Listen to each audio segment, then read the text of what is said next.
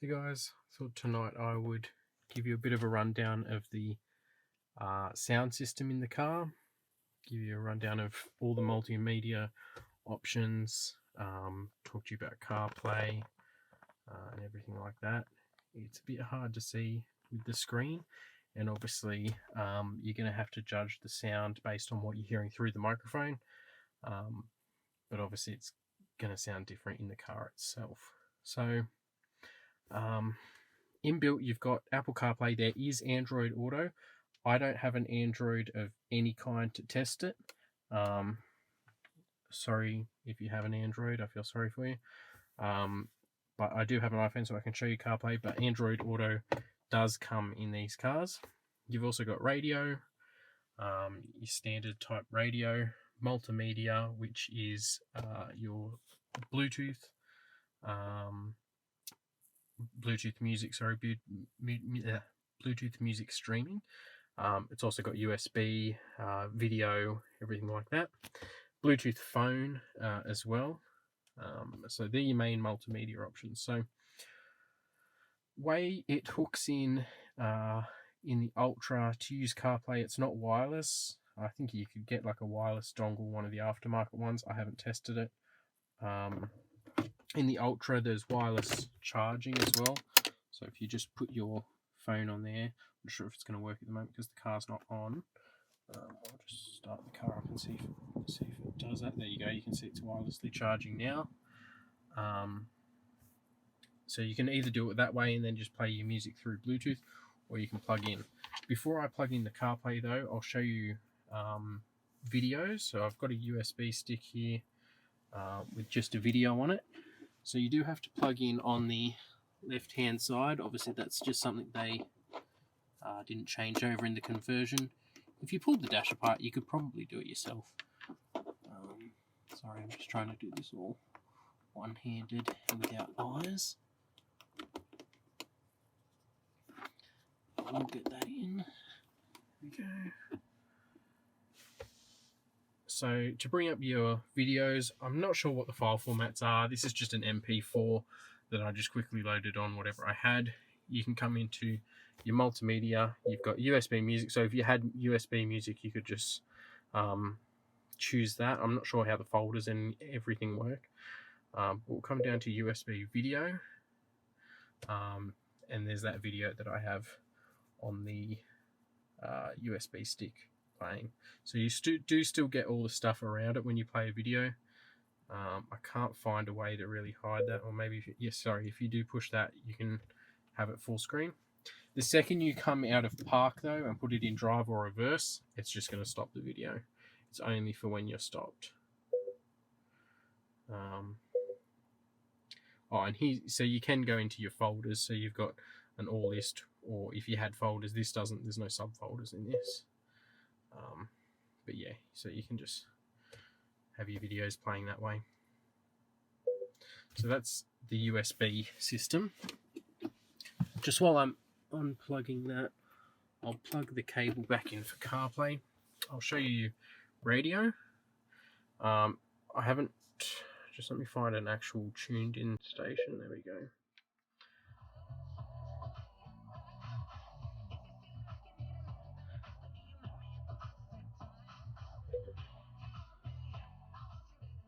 So with radio, you do a scan and you get all your stations. It doesn't appear to be RDS on the H6. It's probably there and it's probably a software glitch, but whether they fix it or not, I don't know, because I know the Jolyon does have RDS, which is where you get your names of radio stations and tracks and stuff like that. So hopefully it's something they fix, but to be honest, I don't use the radio, so I don't care. You can go in here, select your channels, and you can preset them just by holding them down, which will put them down the side here where you can have your presets.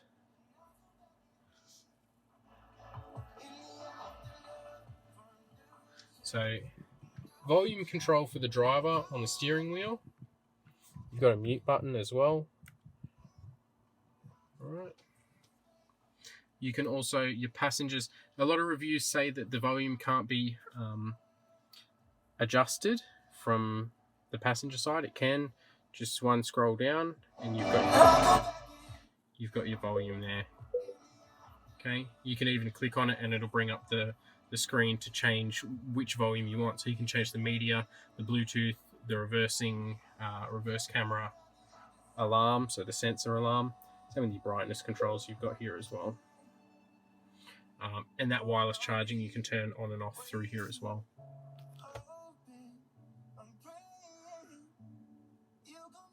AM as well. I don't even have a station tuned in because I don't use radio at all. We'll pop into Bluetooth.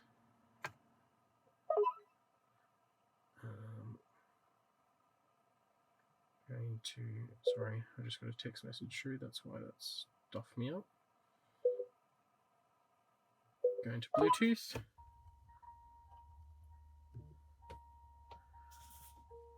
And so you can just play, this is just streaming from my phone at the moment, so you can see that there. It's just streaming on Bluetooth. So you've got control to go through your tracks if you want, forward and back. I'll show you the settings here. I think that just takes you to the normal settings page, yeah. So you can change your incoming call ringtone, volume adjustment. You've got your audio effect setting. I did have DTS on at first, but I've turned it off. I'll turn it on so you can hear the difference. Not that you really will through the microphone, but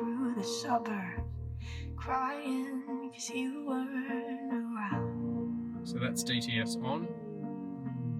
And you're probably with that blonde girl who always made me doubt. She's so much older than me. She's everything I'm insecure. So you do have an adjustable equalizer as well, which is very basic. Just gives you the main adjustments. And then obviously your adjustment for center and front and rear. So that's your Bluetooth audio through there. It has iPod as well for your traditional iPod use, and also Carplay, which is the main thing that I'm using. But before we go to Carplay, I'll show you the Bluetooth phone as well. So in your settings here, this is where you can set up your phone. You can have it on for phone, music, and SMS messaging as well, which I've turned on. You can change your volume through here, whether it's discoverable or not. Going to phone, it's really cool. It shows you your contacts screens, like their pictures if they've got any. All missed calls. Sorry, calling back a random number. You can go into your contacts there.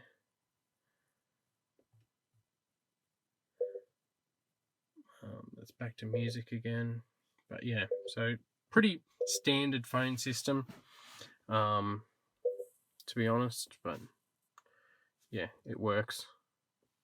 Again, I use the phone mainly through Carplay, but you can search for people through here if you wanted to.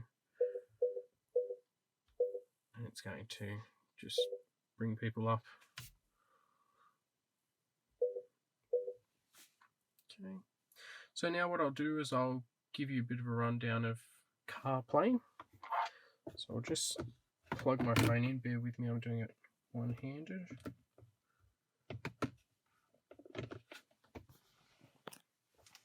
So you see this little icon comes up down the bottom there.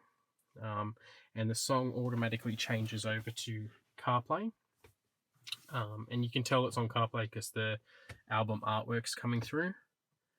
So if I just tap on Carplay, it's going to take me in there. This is your Carplay screen. Again, you can adjust your icons and everything and your apps through the Carplay setting in your phone. There's not really any settings that are adjustable through this. There is a settings, but it's more like your background and stuff like that, and suggestions. So I have mine set to automatic. So what that does, when it's daytime, this brightens up a lot as well. You do have wallpapers you can choose if you wanted to, but I tend to just leave mine pretty plain. So your apps as well. Music, I'll play some music through this so you can tell audio is exactly the same. The quality doesn't change between them. Look, if you want to learn about how CarPlay works, just look at another thing. But obviously to get back to your Haval, you just push Haval, it's going to take you back. To get back to CarPlay, push it and you're going back. If you want a quicker way, because I tend to spend most of my time on this screen, if you just want to quickly adjust something without having to just try and scroll through and find Haval or whatever, I always just tap the air conditioning button and it just takes you back. Most of the time what I'm changing is something to do with the aircon, and then I can just quickly make my setting, and then it goes back after about 10 seconds automatically. So I find that's the best way to sort of get back in there. But again, if you wanted to get back and, I don't know, say you want to get back and turn the heater on your seat, you can just do that quickly and then just tap CarPlay and go straight back in. I use Waze a lot, but Waze does not integrate with the heads-up display. Maps does. So if you go Maps, if I go search and I just search for the nearest petrol station, we'll pop that one in and say go. Okay, so that's showing up there now.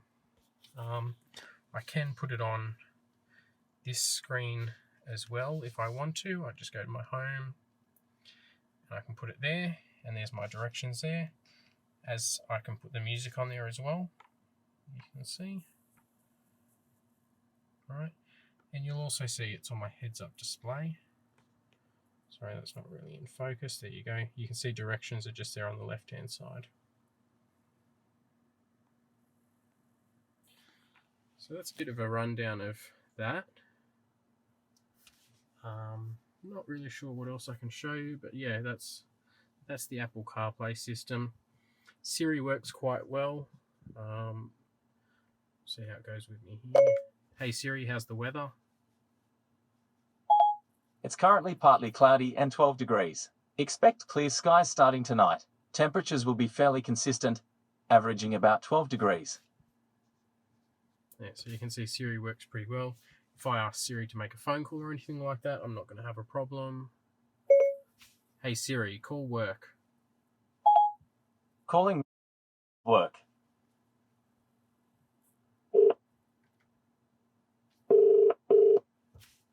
There you go.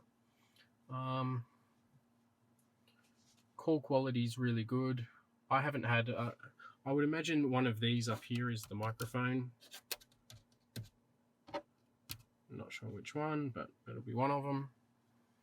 A lot of people say they have a problem with the microphone, but it's clear, it picks me up perfectly. I don't have an issue. But yeah, that's a bit of a rundown of the audio system. You can see CarPlay also lights up green when it's active. If I unplug the phone right now, you'll see it goes back to grey. I'll just run through some of the settings for the audio system and see if there's anything you want to see. So that DTS beep, which is obviously turning on and off that beep to go in between.